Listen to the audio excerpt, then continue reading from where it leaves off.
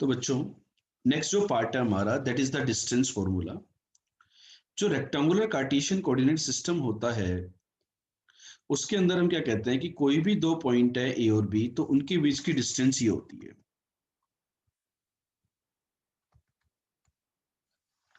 हाँ या नहीं, ये बात समझते हो सब लोग? कितने लोग इस डिस्टेंस फॉर्मूले को प्रूव कर सकते हैं? लेट्स से ये पॉइंट है ए, x1 कोमा y1, इसको प्रूव करके बताओ मुझे कि सर हम इस फॉर्मूले को इजीली प्रूव कर सकते हैं। ये पॉइंट है बी, x2 कोमा y2 कि ए बी की डिस्टेंस सर हम ये आ गई। कितने लोगों से हो गया प्रूफ? तो ज्योमेट्री के केस में ये सब एनालिसिस है ना, ये बहुत ज्यादा इंपॉर्टेंट है। ए से मैंने परपेंडिकुलर डाला एम पॉइंट, बी से परपेंडिकुलर डाला एन पॉइंट। ये 90 डिग्री है तो इस पॉइंट के कोऑर्डिनेट है x1 कोमा 0 और इस पॉइंट के कोऑर्डिनेट है x2 कोमा 0। तो ये जो एम एन डिस्टेंस है this is x2 minus x1 according to this diagram, और we can say mod mod of x2 minus x1। हमें नहीं पता कि पॉजिटिव है नेगेटिव। यहाँ पे परपेंडिकुलर डाला तो ये जो डिस्टेंस है लेट्स से this point is p, this distance bp, भाई कंप्लीट डिस्टेंस है y2 और ये है y1, तो this is mod of y2 minus y1। Anyone who got the answer? Now in the triangle APB, let's apply the Pythagoras theorem that will give us AP square plus BP square is equal to AB square। ये बात दिमाग के अंदर गई कि नहीं गई? AP square, what is this AP square? AP is x2 minus x1 का मोड था, तो स्क्वायर करोगे तो मोड का कोई मोल भाव नहीं होगा, बेचारा खत्म हो गया मोड, तो कुछ दिक्कत नहीं है। यहाँ पर भी y2 माइनस y1 का whole square equal to A B square. तो बच्चों जो ए बी डिस्टेंस है, distance between the these two point, अब अंडरूट लेने पे बच्चों प्लस माइनस दोनों आता है। अंडरूट लेने पर प्लस माइनस दोनों आता है, लेकिन distance is always considered to be positive, that's why we have not taken the minus of this. मतलब यहाँ पे प्लस और माइनस दोनों आता है तो मैंने केवल प्लस को ही लिया है, माइनस को नहीं लिया है। ठीक है, so this is your distance. Clear है क्या? क्या अंडरूट की वैल्यू नेगेटिव होती है क्या? नहीं, अंडरूट इज ऑलवेज पॉजिटिव।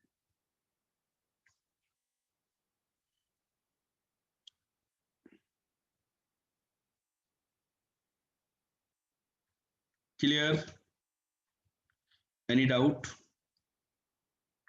कोई समस्या, कोई कंफ्यूजन, कोई तकलीफ?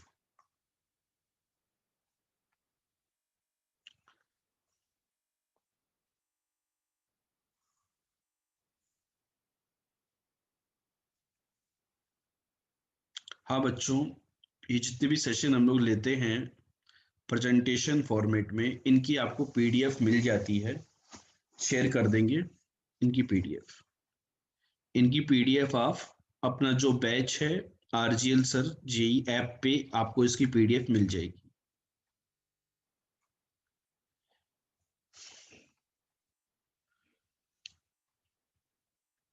Distance of the point P from origin, चलो ये बताओ,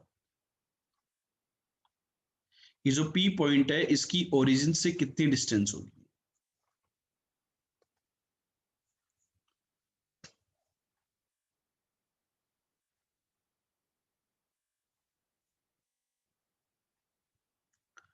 पी पॉइंट मतलब एक्स कोमा वाई, जनरल जो पॉइंट था इसकी ओरिजिन से distance. OP is under root of X square plus Y square.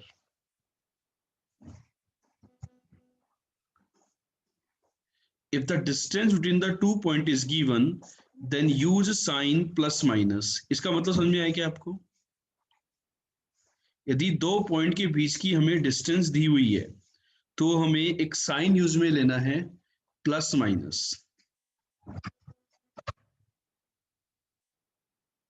मतलब एक्सप्रेशन को सोल्व करते वक्त वो पॉइंट इधर भी हो सकता है और इधर भी हो सकता है, एक पॉइंट के रेस्पेक्ट में। ठीक है, क्लियर है ये बात? अभी जब हम क्वेश्चंस करेंगे तब जाके क्लियर हो जाएगा कि ये प्लस माइनस का क्या चक्कर है।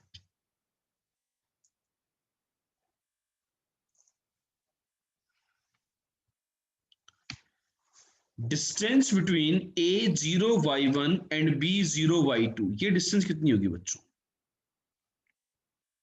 जल्दी बताओ। ये जो दो पॉइंट दिए मैंने ए एंड बी, इनके बीच के डिस्टेंस बताओ।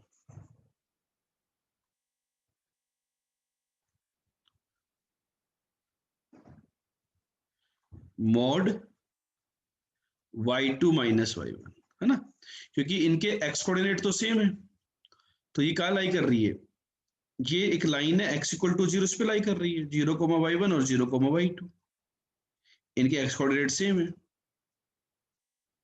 और इनके mod of x2 minus x1।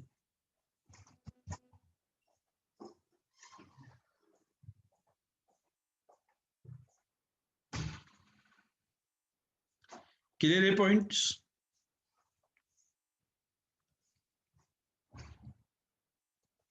चलें बच्चों आगे।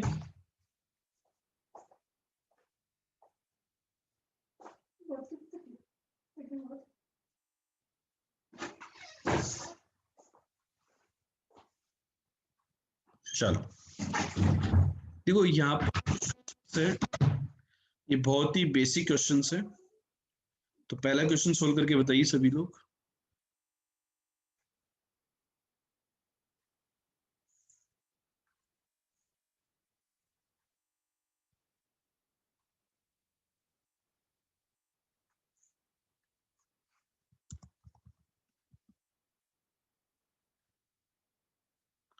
आंसर दीजिए, क्या होगी कहानी।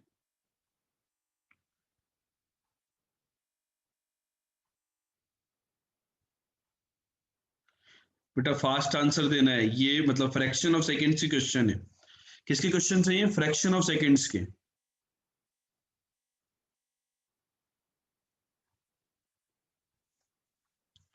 समझ में आ गया आपको?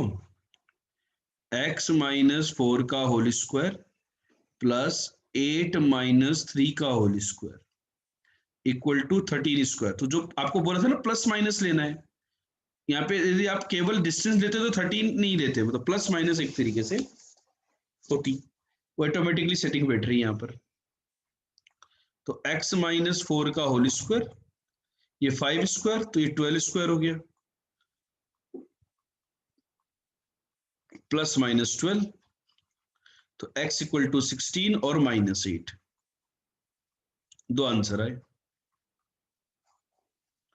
Value of x will be 16 और -8। किसी बच्चे को कोई डाउट, कोई समस्या?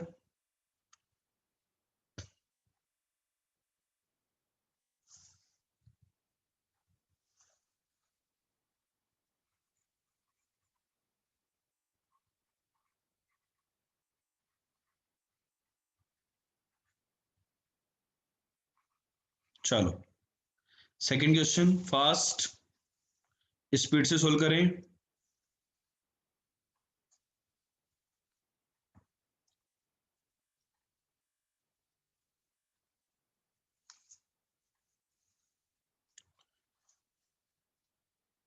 ए B equal to B C है,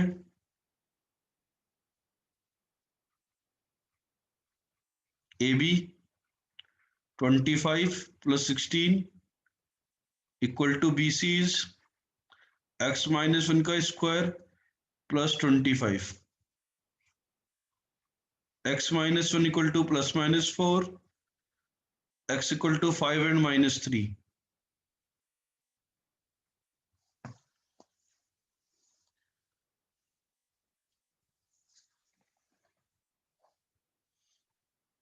बोलो चमका कि नहीं चमका? जल्दी जल्दी कर लो, ये तो बहुत बेसिक क्वेश्चन है, ताकि अपन एडवांस क्वेश्चन पे प्रोसीड कर पाए।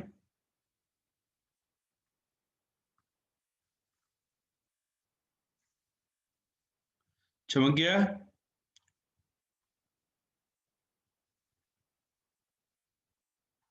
अब बात आती है बच्चों की, ये जो डिस्टेंस फॉर्मूला आपने पढ़ा, इसका वास्तविकता में एप्लीकेशन कहां पर होगा? ठीक है, डिस्टेंस फॉर्मूला सब लोग पढ़ लेते हैं, कोई दिक्कत नहीं, कोई तकलीफ नहीं होती कि भाई ये डिस्टेंस फॉर्मूला होता है, लेकिन इसको वास्तविकता में देखो, जो क्वेश्चन आपने किए तो बहुत हलवा क्वेश्चन थे भाई, जो भी जो क्वेश्चन मैंने करवाए वो तो हलवा क्वेश्चन थे, उनको कोई भी बच्चा कर लेगा, नहीं भी पढ़ाया जाता तो भी कर लेते ऐसे क्वेश्चन। तो अभी यहाँ पर एप्लीकेशन क्या होगा? तो देखो, पहला जो एप्लीकेशन है वो क्या है, to identify the geometric figure, to identify the geometric figure such as a triangle and the quadrilaterals। जैसे कि आपको ये आइडेंटिफाई करना हो कि ये ट्राइंगल किस टाइप का है। कितने टाइप के ट्राइंगल होते हैं बच्चों? आइसोसेलेस। कितने टाइप के ट्राइंगल्स होते हैं? किस बेसिस पे अपन ट्राइंगल की क्लासिफिकेशन करते हैं? 3 प्रकार के। कौन कौन से होते हैं? चलो 3 प्रकार के ट्राइंगल कौन कौन से होते हैं? कोई बच्चे ने मेरे को कहा भी कि सर 3 प्रकार के ट्राइंगल्स होते हैं। चलो कौन कौन से होते हैं? एक तो होता है इक्विलेटरल,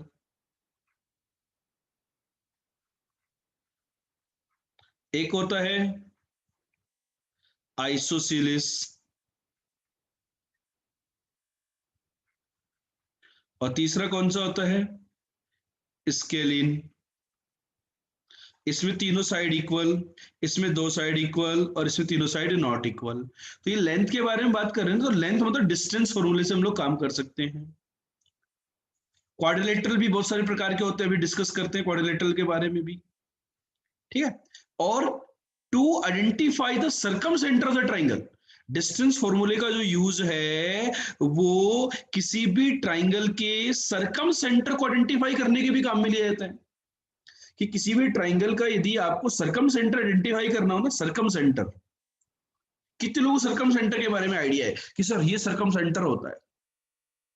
हमें तो बिल्कुल बिंदास पता है, आप ट्राइंगल दे दो मैं सर्कम सेंटर निकाल दूंगा। तो सर्कम सेंटर जो होता है ना, उसके पॉइंट के कोऑर्डिनेट को निकालने के लिए भी हम डिस्टेंस फॉर्मूला यूज में लेते हैं।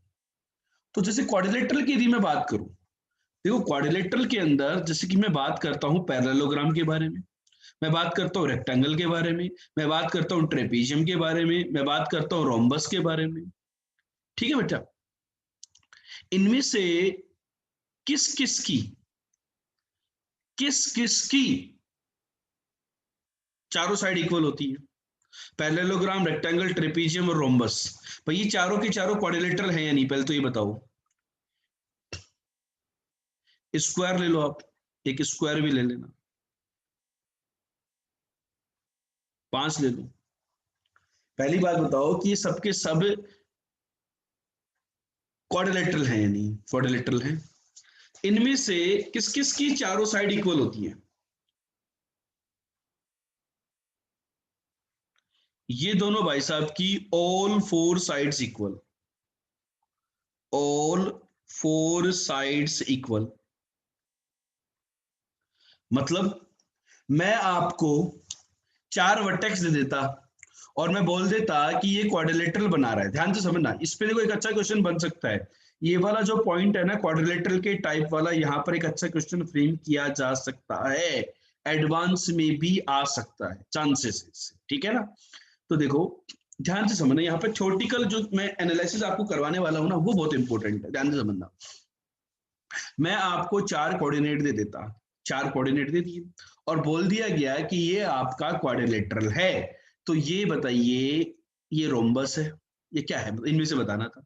तो मैंने क्या किया, इनकी चारों की साइड लेंथ निकाली, चारों की साइड लेंथ यदि इक्वल आ गई तो वो मतलब क्या हुआ, या तो रोम्बस होगा या स्क्वायर होगा। तो रोम्बस और स्क्वायर में कैसे क्वालिफाई करोगे भाई कि रोम्बस है स्क्वायर, ये कैसे चेक करेंगे बेटा? रोम्बस और स्क्वायर में क्या डिफरेंस होता है?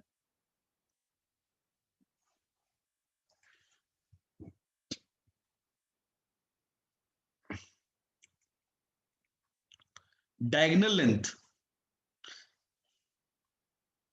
या तो आप 90 डिग्री वाला एंगल भी देख सकते हो। रोम्बस के अंदर ये जो एंगल होते हैं ये 90 डिग्री का नहीं होता है रोम्बस के अंदर, लेकिन स्क्वायर के अंदर साइड्स जो होती हैं 90 डिग्री पर होती है, ठीक है।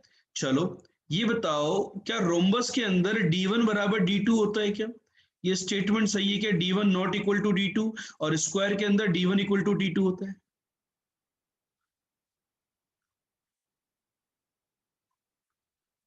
चमक गई बात।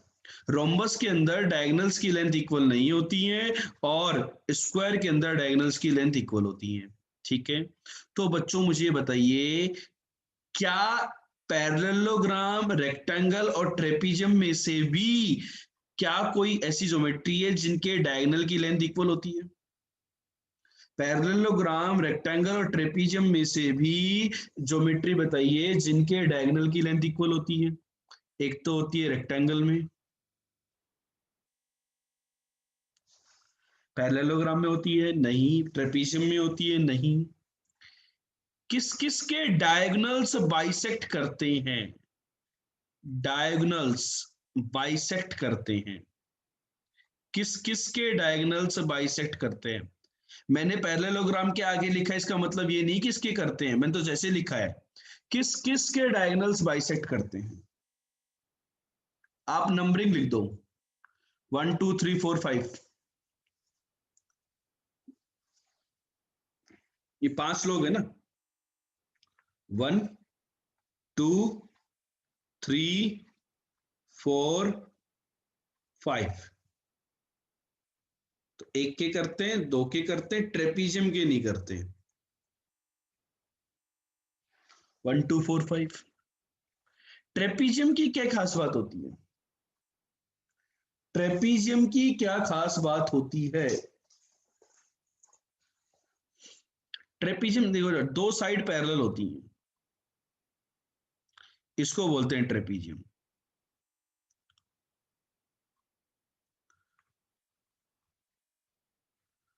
To opposite sides are parallel.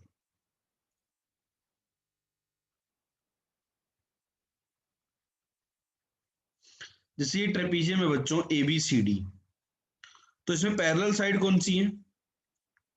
A B और सी डी पैरेलल साइड्स है। तो एक ट्रेपीजियम का नाम आता है बच्चों आइसोसिलिस ट्रेपीजियम। कई बार आ जाता है इस पे, मतलब कहीं ना कहीं नाम पूछ लिया जाता है इसका।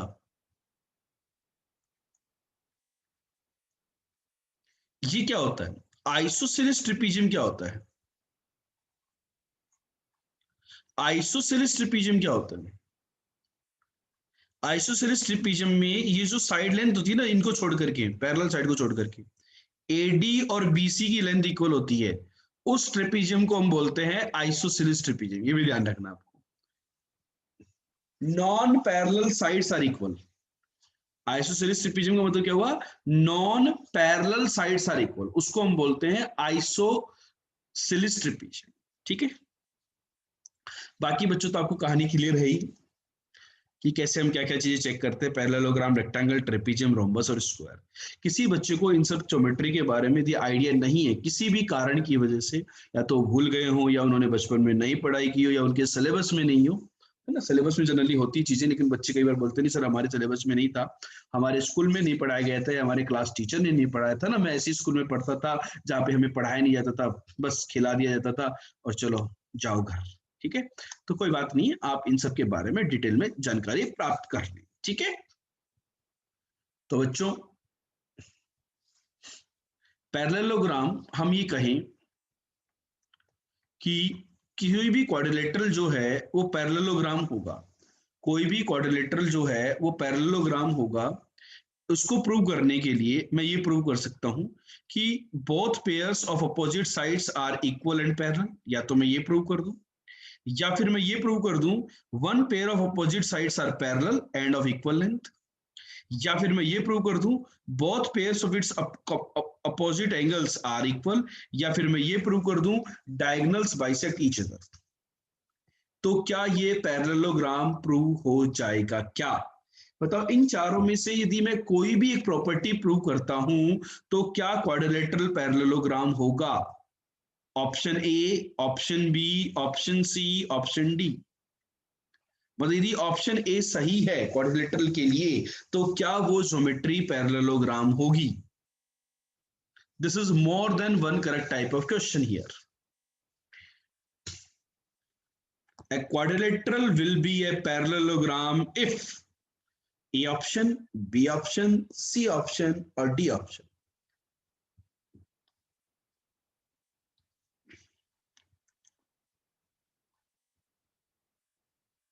दिमाग की बत्ती जल रही है या नहीं जल रही है?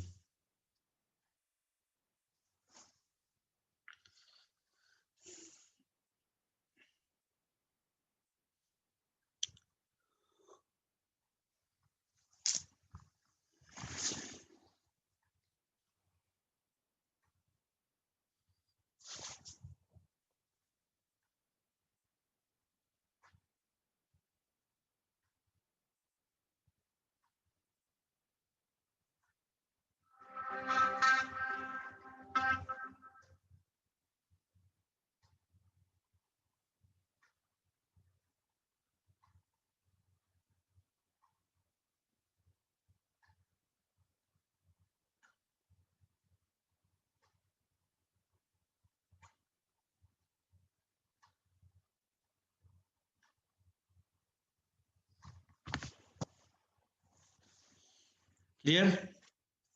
यहां पर बच्चों देखो, पहली बात हो जाए तो सबको क्लियर है। One pair of opposite sides parallel हो जाए एंड ऑफ इक्वल लेंथ। यदि एक अपोजिट और इक्वल लेंथ की होगी तो दूसरे को पैरेलल होना ही पड़ेगा, ठीक है। Both pair of opposite angles are equal, तो भी ये पैरेललोग्राम होता है। अल्टरनेट यदि एंगल इक्वल हो जाएंगे तो कहानी वैसे खत्म हो गई है, ठीक है। अल्टरनेट एंगल्स इक्वल होंगे, अल्टरनेट एंगल्स आप ये देखो ना, अल्टरनेट एंगल्स। एंड डायगोनल्स यदि बाइसेक्ट करते हैं तो डायगोनल चार केस में करते हैं बेटा। स्क्वायर भी पैरेललोग्राम होता है, रेक्टेंगल भी पैरेललोग्राम होता है, रोम्बस भी पैरेललोग्राम होता है, ठीक है। इस कारण हम ये बात करेंगे। क्या है ट्रेपीजियम में बेटा बताओ? ट्रेपीजियम के अंदर क्या है? ट्रेपीजियम के अंदर क्या है बेटा? कौन सा ऑप्शन है ट्रेपीजियम के अंदर बताओ? ना तो ए है, ना बी है, ना सी है, ना डी है। ट्रेपीजियम के अंदर कौन सा केस दिख रहा है आपको? बताइए। तो यहाँ पर क्वाड्रिलेटरल जो होगा वो पैरेललोग्राम होगा यदि इन चारों में से कोई भी एक चीज आप चेक कर देते हो तो। आई होप सभी बच्चों को ये पॉइंट क्लियर हो गया होगा। किसी भी बच्चे को कोई डाउट है तो बताइए। बेटा ट्रेपीजियम में अपोजिट एंगल इक्वल नहीं होते हैं, चिंता मत करो तुम, देखना। Pair of opposite, both pair बोला है, बोथ पेयर, ठीक है। चलो, तो students, let us start with the question that prove that these 4 points are the vertices of a rectangle. चलो हो जाओ शुरू। लेकिन इस बात का ध्यान रखना, कोई भी बच्चा अभी जो कॉन्सेप्ट पढ़ा है हमने, कौन सा कॉन्सेप्ट पढ़ा है?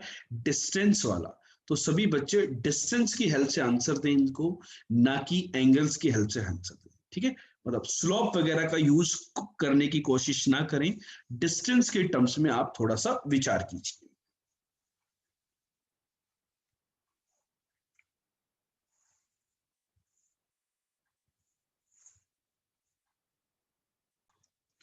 तो बच्चों कैसे चेक करेंगे बेटा? क्या हम सबसे पहले इन पॉइंट्स को लोकेट करेंगे क्या? ये बताइए, क्या आपको इन पॉइंट्स को लोकेट करने की आवश्यकता है क्या?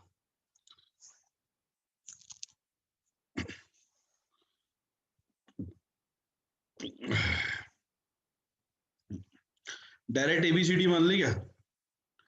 ए बी सी डी ऐसे, या लोकेट करने की जरूरत है?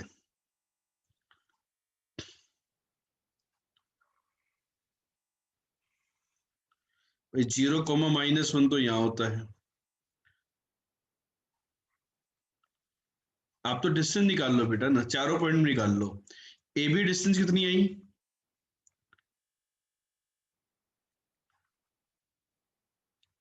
A B,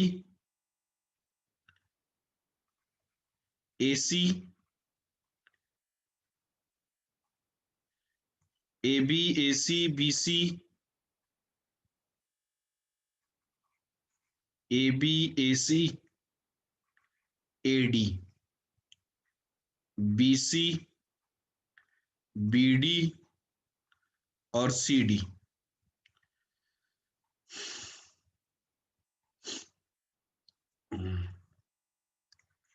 AC is √20, AD is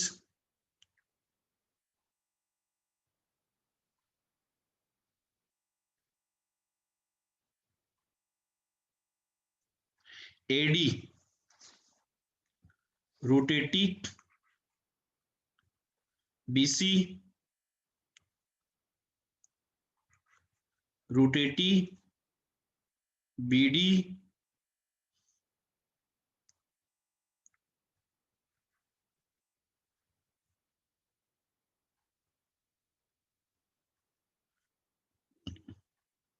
CD √10, CD 100, 10। ठीक है, तो अपोजिट साइड लेंथ इक्वल है और दो डायगोनल होंगे, दो साइड होंगी। भाई ए बी सी डी की दी, अब बात करो लेट से। ठीक है, तो अपोजिट साइड लेंथ भी इक्वल है, डायगोनल्स भी इक्वल। तो यदि मैं केवल अपोजिट साइड लेंथ दिखा दूं तो ये प्रूव हो जाएगा कि मेरे पास ये क्या है, रेक्टेंगल है। या फिर मैं डायगोनल की लेंथ भी प्रूव कर सकता था कि, लेकिन डायगोनल बताने के लिए क्या होगा बेटा, आपको डायग्राम बनाना पड़ेगा कि वास्तविकता में आपने जो ABCD बोला इसी सीक्वेंस में अपना क्वाड्रिलेटरल बन रहा है क्या, कहीं ACBD तो नहीं है। ठीक है ना, तो अपने सारी साइड निकाली तो हमें पता है कि दो डायगोनल होंगे, दो अपोजिट साइड पेयर है, तो इक्वल हो रहा है, तो this is a rectangle. Clear हो गया सभी लोगों को? बेटा दूसरा क्वेश्चन है कि हम, मेरे पास एक ये ट्राइंगल है जिसके वर्टाइसेस हैं 8,6, 8,-2 एंड 2,-2। इस ट्राइंगल का सब लोग सरकम सेंटर बताइए और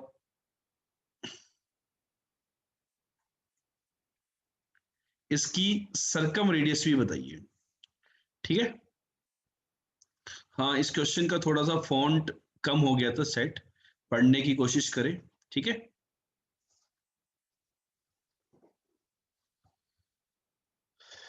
सभी ने नोट कर लिया? मैं पिछले क्वेश्चन पे दोबारा जा रहा हूं।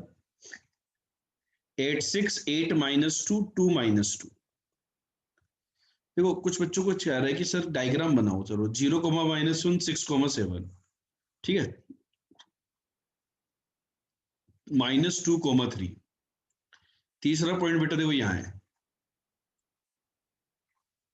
और D 8,3 वो यहाँ है D।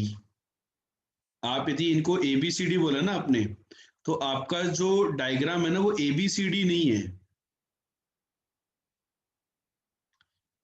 मतलब आपका जो रेक्टेंगल है वो ABCD नहीं है, आपका रेक्टेंगल क्या है, ADBC आपका रेक्टेंगल है। क्या है, ADBC। तो आप देखो AD की लेंथ BC की लेंथ की इक्वल आनी चाहिए, और BD की लेंथ AC की इक्वल आनी चाहिए, और AB and CD are the diagonals, AB and CD are the diagonals. यदि आपने मार्किंग ऐसे करी है तो डायग्राम ये होगा। ठीक है, और यदि आप ABCD वैसे बोलते तो फिर मार्किंग अलग अलग होती है। ठीक है, तो वो डिपेंड करता है कि अपन टेंटेटिव जो पॉइंट्स होते हैं उनको लोकेट कर लें और उसके हिसाब से अपन बनाए। मैंने इन ऑर्डर, आपको एक टर्मिनोलॉजी आती है वर्डिंग में, इन ऑर्डर, मतलब जो वर्टाइसेस है वो इन ऑर्डर नहीं दिए थे, मैंने इन जनरल लिखा था कि चारों पॉइंट मिलकर के वर्टाइसेस ऑफ रेक्टेंगल बना रहे हैं या नहीं बना रहे। ठीक है, तो ये बात क्लियर हो गई? जो डाउट्स आ रहे थे बच्चों को कि सर ये डायग्राम में कैसा दिखेगा और इन ऑर्डर कैसा होगा। ठीक है, चलो ये उछलते हुए JEE maths by RGL sir आपके सामने आ गए हैं।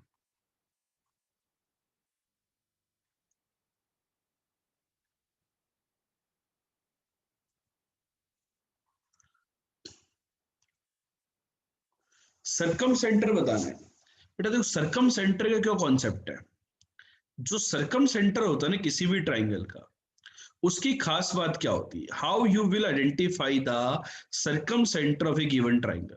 ये इंपॉर्टेंट चीज है। Let's say the circumcentre is O।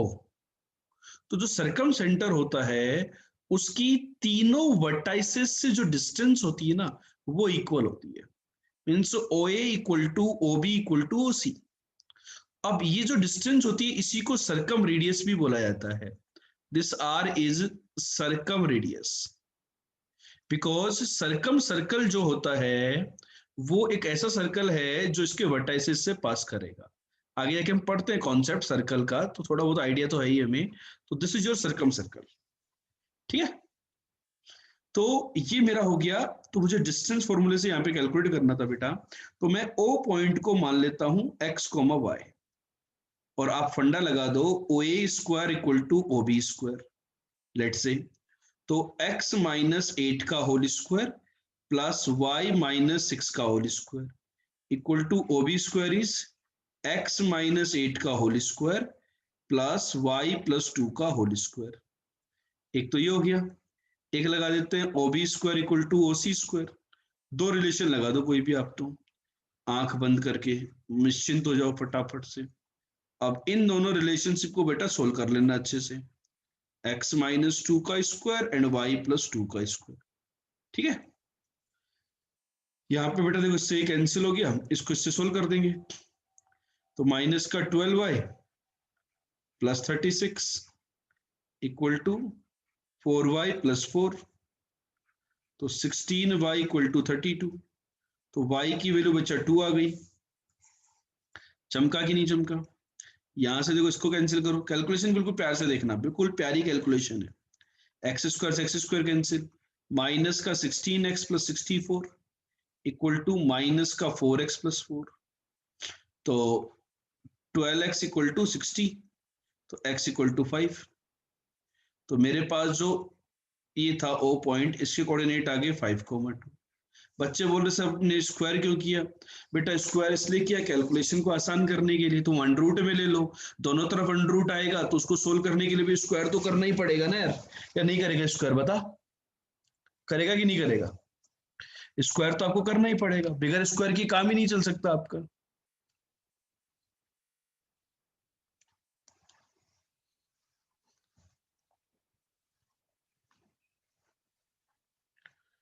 है नहीं? ये पॉइंट क्लियर हुआ कि नहीं हुआ? हो गया क्लियर? अब बच्चों सर्कम रेडियस क्या होगी? What will be the circumradius here? Are.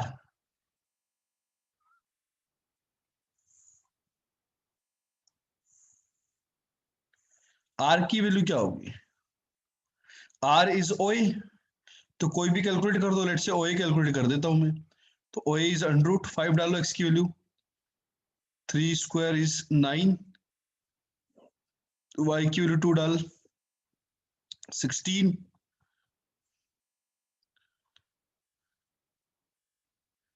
5. तो सभी बच्चों को सरकम सेंटर की calculation with the help of distance formula किस प्रकार से करते हैं, ये वाली बात क्लियर हुई कि नहीं हुई? जल्दी से बताओ बच्चों.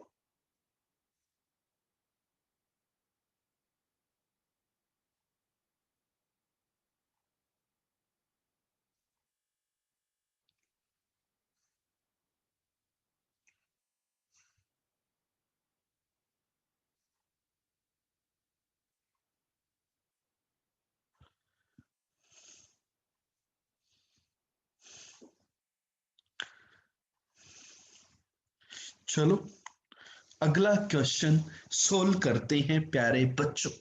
जल्दी से सोल्व करके बताएं, फास्ट. क्या होगा आंसर?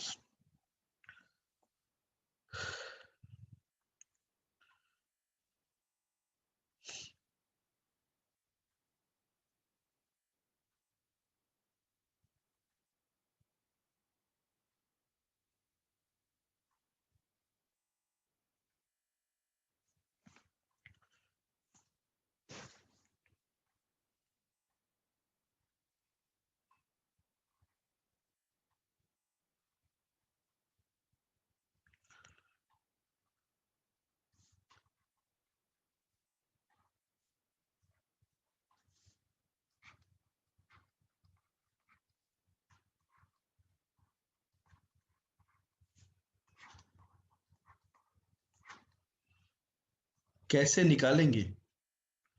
चौथा पॉइंट.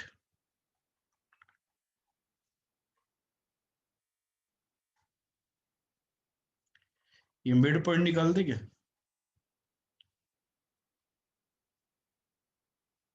क्या कैलकुलेशन यूज मिलेंगे?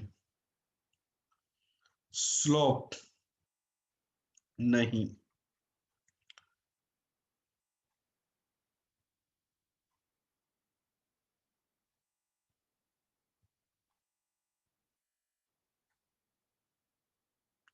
स्लोप बेटा यूज में ले सकते हैं, लेकिन अभी स्लोप को बाद में अभी यूज में नहीं लेना है। अपोजिट साइड्स को इक्वल कर दो।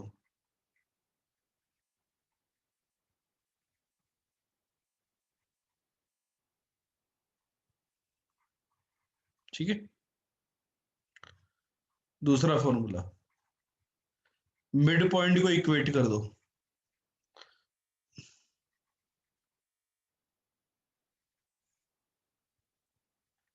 मिड पॉइंट को, अब मिड पॉइंट को कैसे निकालोगे? डिस्टेंस फॉर्मूले से निकालो, रायता फैल जाएगा। मिड पॉइंट निकालने का फॉर्मूला पता है? वो सेक्शन फॉर्मूला में आता है, सेक्शन फॉर्मूला भी नहीं पढ़ा हमने। समझ रहे हो बात को? और तीसरा, स्लोप को इक्वेट कर दो। तो बहुत सारे बच्चे क्या करते हैं कि स्लोप को इक्वेट कर देते हैं, क्योंकि स्ट्रेट लाइन हम बहुत बाद में पढ़ते हैं और बेसिक स्लोप वगैरह तो पहले पढ़ लिए जाते हैं फिजिक्स वगैरह में। तो आप स्लोप से भी कर सकते हो, मिड पॉइंट से भी कर सकते हो, अपोजिट साइड से भी कर सकते हो। तो बेटा आपका आंसर क्या आ रहा है? जैसे मिड पॉइंट से यदि मैं करता हूं तो इन दोनों का मिड पॉइंट आता है बेटा 1/2, 1 एम पॉइंट। ये आ गया, तो इसका मिड पॉइंट है x, y। तो x+3/2 इक्वल टू 1/2। तो दिस इज -2, 1। चेक करके बताओ what will be your answer. Sorry, -2, 1, this is not, this is -2, 1। Fourth vertex is -2, 1। यही आ रहा है क्या? चेक करो सभी प्यारे बच्चे, चेक करो क्या है आंसर। आगे तो बहुत सारे तरीके हैं। अपोजिट साइड्स को इक्वल कर दो, यदि आप डिस्टेंस फॉर्मूले से जाते हो। मिड पॉइंट कर दो, स्लोप को इक्वेट कर दो। किसी बच्चे को किसी मेथड में यदि कोई डाउट है, कोई कंफ्यूजन है, तो शेयर करो बेटा, कि नहीं सर हमसे तो नहीं हो पाएगा ये इस तरीके से। यदि आपको किसी भी पर्टिकुलर मेथड में दिक्कत है, कोई समस्या है, तो जल्दी से बताइए। तो यहाँ पर ये जो थ्योरी पार्ट है, यहाँ पर बेसिकली हम लोग डिस्टेंस फॉर्मूले के बारे में बातचीत कर रहे हैं। बेटा स्लोप क्या होता है? ए लाइन का स्लोप और इस लाइन का स्लोप इक्वेट कर दो। Slope of A D equal to slope of B C, और फिर slope of C D equal to slope of A B. जैसे y-0/x+1 इक्वल टू 2-1/2-3। तो जिनको स्लोप आता है, अभी किसी को स्लोप नहीं आता है, तो आगे आने वाले लेक्चर्स में स्लोप सीख लेगा और फिर उसको अप्लाई कर देगा। अपोजिट साइड पैरेलल होती है ना पैरेललोग्राम में, तो स्लोप इक्वल कर दिए। एक बार slope of C D equal to slope of A B कर दो, एक रिलेशन यहां से आ जाएगा। इन दोनों रिलेशन को हम सोल्व करके वैल्यू ऑफ एक्स वाई निकाल सकते हैं। सी डी का स्लोप क्या होगा? y-2/x-2। ए बी का स्लोप क्या होगा? 1-0/3+1। तो यहां से अपन कैलकुलेशन कर सकते हैं प्यारे बच्चों। ठीक है बेटा, तो आई होप सभी बच्चों को ये कैलकुलेशन क्लियर हो गई होगी।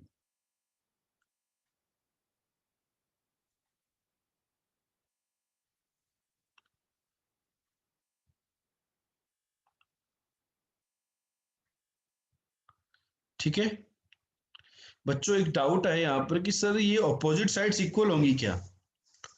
ये बताओ, क्या पैरेललोग्राम में अपोजिट साइड्स इक्वल होती हैं क्या?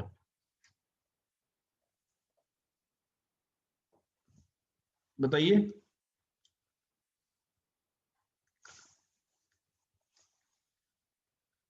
क्या पैरेललोग्राम के अंदर अपोजिट साइड्स इक्वल होंगी क्या? होती है, तो अपन कर सकते हैं, सिंपल सी बात है। ठीक है, चलो, क्लियर है थ्योरी?